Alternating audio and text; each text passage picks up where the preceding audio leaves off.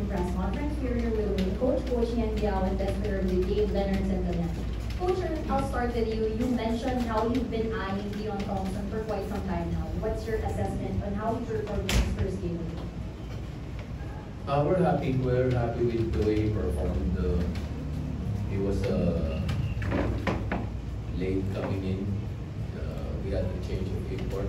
So, isang linggo. Wala pa siya isang linggo actually. So, he changes the chemistry for the better. Mas maganda yung ikot ng bola. Tapos, galing niyang dumipensa. So, he's giving us also the rebounds that we needed.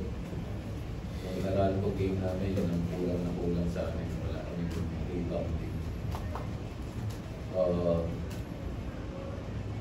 He's got an inside game, he's got an outside game. Medyo malas pa nga siya sa labas eh. Pero tingin ko, pag lumabas na yung tunay na laro niya, mas magiging problema siya na yung teams. Kasi maganda talaga yung 3-point shooting. Then we played really good defense against a bigger team. I think yun ang crucial. This is, I think, the best 3-point shooting team so far. Sa dalawang laro na nilaro nila, taas ng percentage nila, mga 47%. That's fantastic shooting from them. So yun yung unang naging concern namin na kailangan maibaba namin yung 3-point shooting. So, ayun, minsan may magandang laro, minsan may pangit na laro. Medyo pangit yung laro namin, yung naral ko, medyo maganda ngayon. Tapos pumasok din yung 3-point shooting namin. Mas madaling manalo pag pumapasok yung press mo. Ang hirap manalo pag di pumapasok yung press. Coach, napansin ko lang, nung fourth quarter, dun na talaga nag-step up yung mga Lucas. Ano po ba yung sinabi niyo sa kanila sa huddle na they really stepped out and made a big difference in the fourth quarter? Yung usual na sinasabi ko lang, sabi ko mga AI kayo, pati kayo trabaho rito. Nasisiro po tayo, patay na naman tayo. So, yung sinasabi ko sa kanila, alam na nila yun. Thank you, Coach. Santi, grabe yung pinakita niyo ng fourth quarter. Can you talk about the importance of starting out really strong na nakatulong din sa paglayo niyo ng fourth quarter? Yun nga, sabi ni Coach, Coach, crucial yung depensa namin.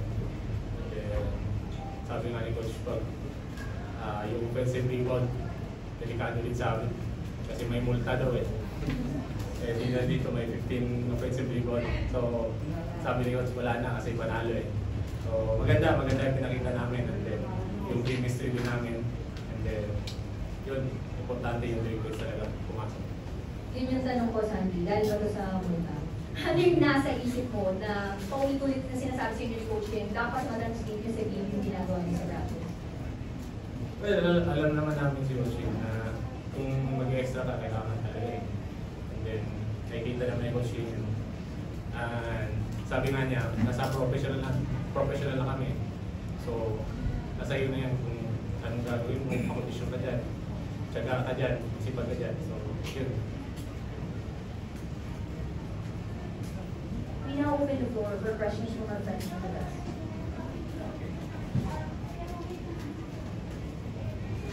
Coach, congrats on your first win sa... Coach, congrats sa first win sa Commissioner's Cup. Coach, kulang yung Eastern eh. Wala si Glenn Young. But obviously, you're expecting na siguro dikit yung laro, but you beat them. Tama yun. Malaking bagay na wala yung primary guard nila. Si Glenn Young. Swerte rin kami na hindi siya nakapaglaro. Malaking bagay na na siguro yung guardia nila hindi magkano experienciado na pangpan ni Glenn Young. Tapos medyo napagod din siguro si Cameron Clark. Ang ganda nung first 3 quarters niya, pero nung fourth quarter medyo pagod na rin siya. Part din yun na gusto namin mangyari na alam namin yung burden ng offense nasa kanya. So, kailangan lang mahirapan mo ng mahirapan. Baka pagdating ng fourth, mapagod lang. Bumaba yung percentage. Yun nga yung nangyari. Coach, nakapag-usap pa kayo ni Cameron? Ano lang, balikan na. Yeah. Yun ay nakakapag-usap. Coach, kaya unang tumalo sa Eastern District. Can you just compare them to another previous district in the Bay Area? Palagay ko, alam naman natin na mas malalim yung bench ng Bay Area. Mas malaki yung import nila, yung pangalan ng Nicholson. Tapos meron silang pamalit na import na maliit na gwardiya na unstoppable din, unguardable din.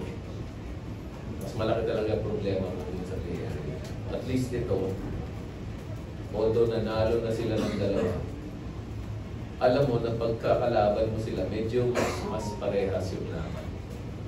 Pero malakas pa rin sila kasi yun nga, naka 2-0 agad sila. Good start agad sila. Coach, next game nyo, San Miguel. Last conference. Coach, next game nyo sa San Miguel, natin last conference, yung 2 games talaga. Competitive yun na. Medyo mas pag kaming mga big imports, siguro mas less yung impact ni Julmar. Malaking problema pa rin siya, pero at least may pinang-match up ka sa kanya na malaking import.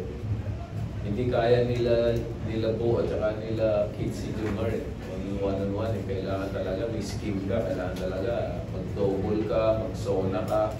Ang problema naman pagka ganun, papatayin ka naman sa labas ng mga Lassiter, mga Troyano, yung mga Boca, mga CJ, no?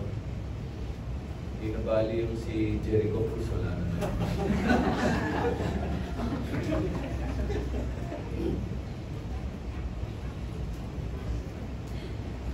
That ends our post-game press conference. Thank you everyone. Congratulations, gentlemen. Coach, kala mo, may